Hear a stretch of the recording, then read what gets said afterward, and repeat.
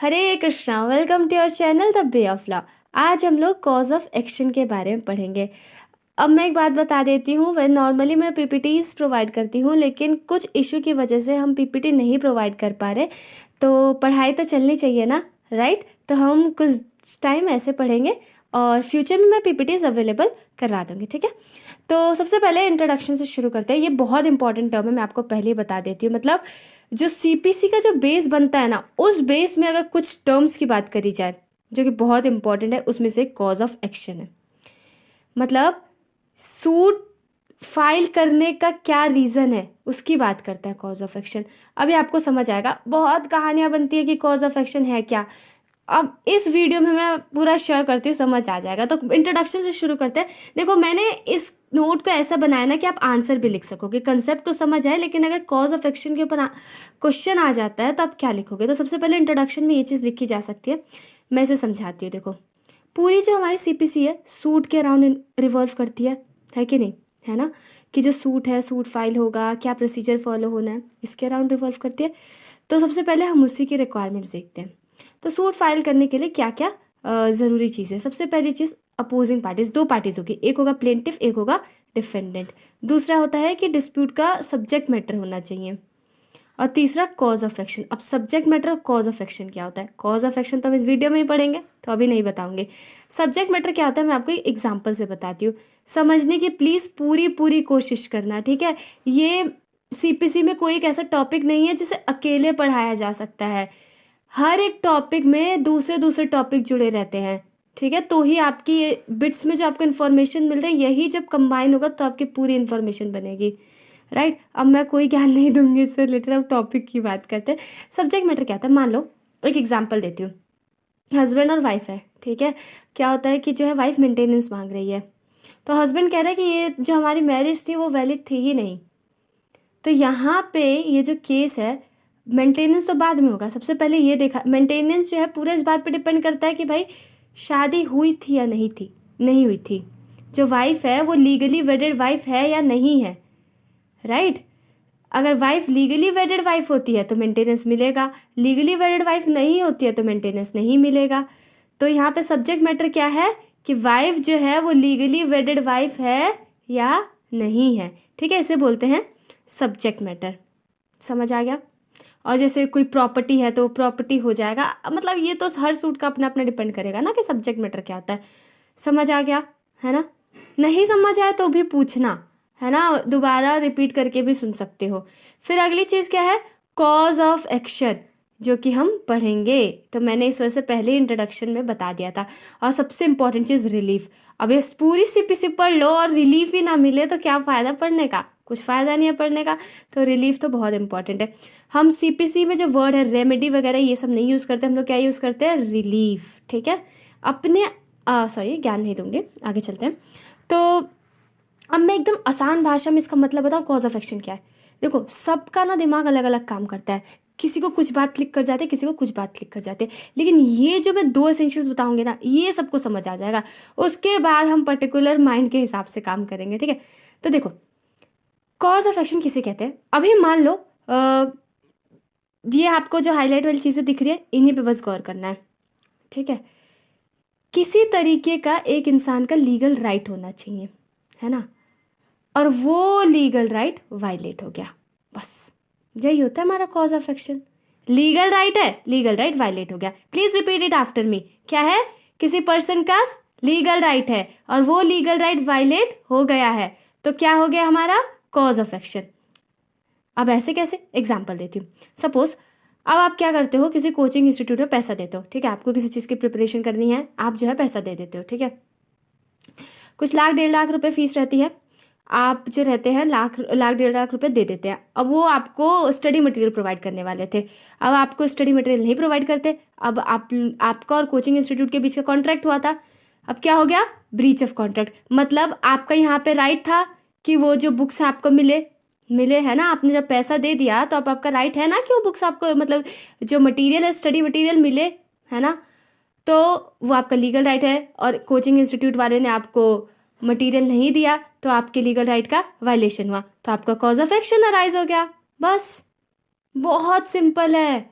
Legal right था आपका किसी तरीके का, वो लीगल राइट जो है वो वायलेट हो चुका है। बस अब ये तो सबको ही समझ आ जाएगा, लेकिन अगर सबका मैंने बताया कि सबको अलग अलग क्लिक करता है, तो उस हिसाब से मैंने और ज़्यादा सिंप्लीफाइड फॉर्म में लिखा है कि हम जो कॉज ऑफ एक्शन है किसे किसे कह सकते हैं और किस तरीके से समझ सकते हैं। हर चीज़ के बहुत सारे परसेप्शन होते हैं, तो हम कोशिश करेंगे मैक्सिमम कवर करें बिकॉज अलग अलग ऑडियंस है।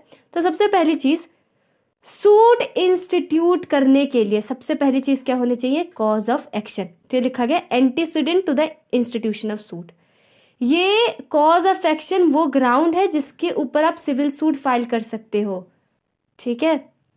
जैसे हमेशा, जैसे अगर आप पढ़ोगे सीपीसी, तो सीपीसी में ऐसा बोला जाता है कि जो हमारा सूट है तब से चालू होता है जब प्लेंट इंस्टीट्यूट हो जाता है ना, ये बोला जाता है ना। लेकिन मैं आपको बताऊं क्या, कब एक्चुअली में ये कहानी, ये सीपीसी कब एक्शन में आएगा? जब हमारा कॉज ऑफ एक्शन अराइज होता है, जब हमारा लीगल राइट वायलेट होगा ना, तो ये सीपीसी एक्शन में आएगा, वरना उससे पहले सीपीसी एक्शन में नहीं आएगा, ठीक है। दूसरी चीज क्या है, हम ऐसा मानते हैं, और अगर यही जो कॉज ऑफ एक्शन है ना, जैसे मैंने अभी जो आपको एग्जांपल दिया था, यहाँ पे मैंने ब्रीच ऑफ कॉन्ट्रैक्ट के बारे में बताया था, तो यही जिन फैक्ट्स की मैं बात कर रही थी ना अभी एग्जांपल में, वो फैक्ट्स अगर मैंने प्रूफ कर दिया है ना, तो क्या होगा, ये जो सूट है मैं जीत जाऊंगी, मतलब मेरे फेवर में आ जाएगा जजमेंट। समझ आए? मतलब ये वो फैक्ट्स हैं, कॉज ऑफ एक्शन ये वो फैक्ट्स हैं जो अगर पार्टी ने प्रूफ कर दिया तो जो जजमेंट है उसके फेवर में आ जाएगा, ठीक है। अगला ये है कि कॉज ऑफ एक्शन क्या है, एक तरीके का हमें राइट देता है। किस तरीके का राइट देता है? कि हम कोर्ट में जाके लीगल एक्शन ले सके किसी पर्सन के अगेंस्ट। किस पर्सन के अगेंस्ट? जिसने हमारा लीगल राइट वायलेट किया है।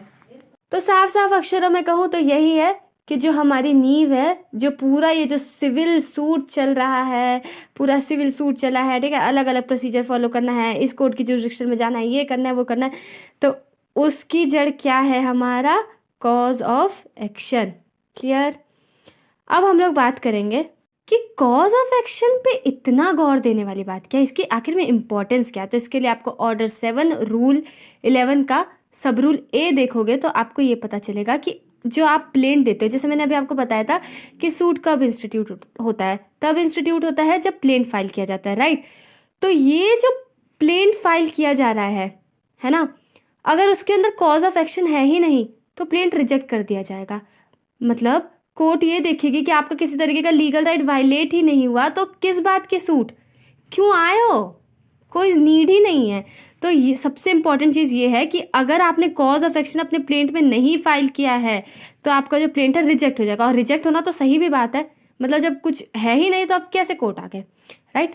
तो ये लिखा जा सकता है। आई होप अब तो मुझे लगता है थोड़ा समझ आ जाना चाहिए, मैंने काफ़ी टाइम दिया है इस कॉज ऑफ एक्शन को। नहीं समझ आया तो प्लीज़ मेहनत वेस्ट मत जाने देना, दोबारा से पूछना, ठीक है। उसके बाद अगला है हमारा joinder of cause of action. क्या बात करते हैं, वैसे कॉज ऑफ एक्शन इतना ही था, लेकिन मैं उससे कुछ जुड़ी हुई चीज़ें बता रही हूँ जिससे आपको आंसर राइटिंग में हेल्प हो, ठीक है। तो ऑर्डर 2 रूल 3 में दे रखा है। अब क्या होता है ना, joinder of cause of action को आप 2 एंगल से देखना है। पहला एंगल ये है कि मान लो एक प्लेंटिफ है, ठीक है, और जो भी उसके सामने वाला डिफेंडेंट है, जो भी उसके सामने वाले पार्टी है, उसके अगेंस्ट बहुत सारे कॉज ऑफ एक्शन है उसके पास। उसे लगता है कि इसने मेरे साथ ब्रीच ऑफ कॉन्ट्रैक्ट भी किया है, ट्रेसपास भी किया है, बहुत सारी चीज़ें, ठीक है। तो अब यहाँ पे जो प्लेंटिफ है ना, क्या करेगा, सारे कॉज ऑफ एक्शन को जोड़ लेगा, ठीक है, एक ही सूट में उसको निपटा देगा। तो एक तो एंगल ये हो गया। अब आप ये सोच रहे होगे कि अरे यार, अगर इतने अलग अलग कॉज ऑफ एक्शन डाल देगा तो क्या दिक्कत नहीं होगी, मतलब प्रोसीडिंग चलने में? क्यों नहीं होगी, होगी दिक्कत। इसके लिए अभी हम पढ़ेंगे ना मिस जॉइंडर, तब समझ आएगा।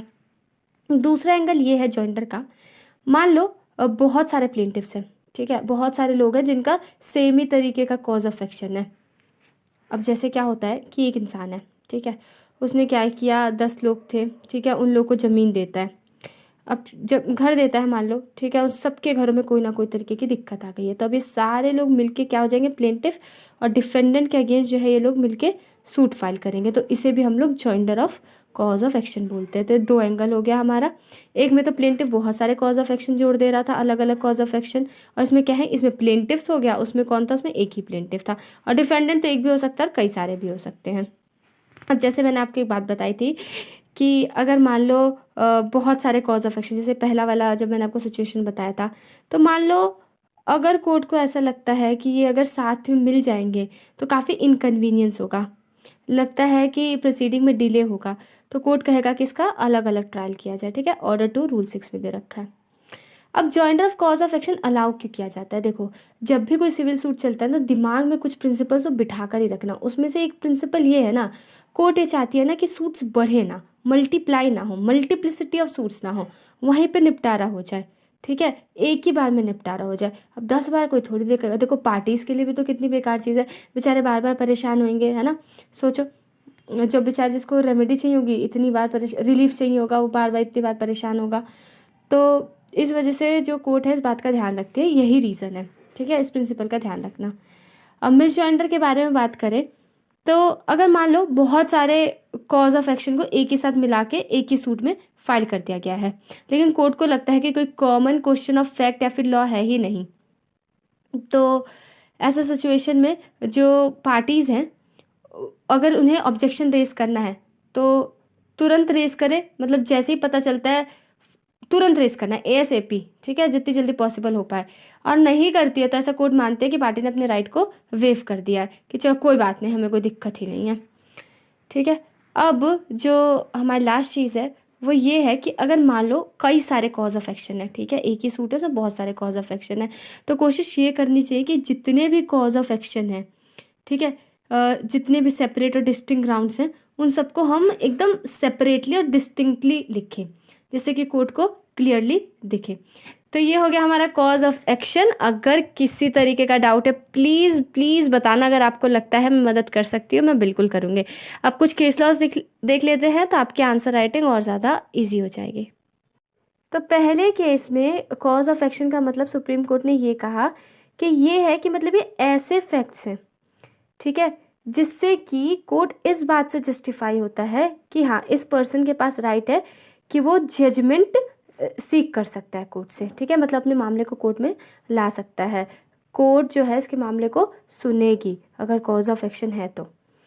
अगला केस है जो ये कहता है कि कॉज ऑफ एक्शन में वो सारे फैक्ट्स रहते हैं जो कि पार्टी को मदद करेगी कि वो जो है अपना जो केस है वो प्रूव कर सके, अपनी जो बात है उसे प्रूव कर सके, जिससे कि जो जजमेंट है उसके फेवर में आए।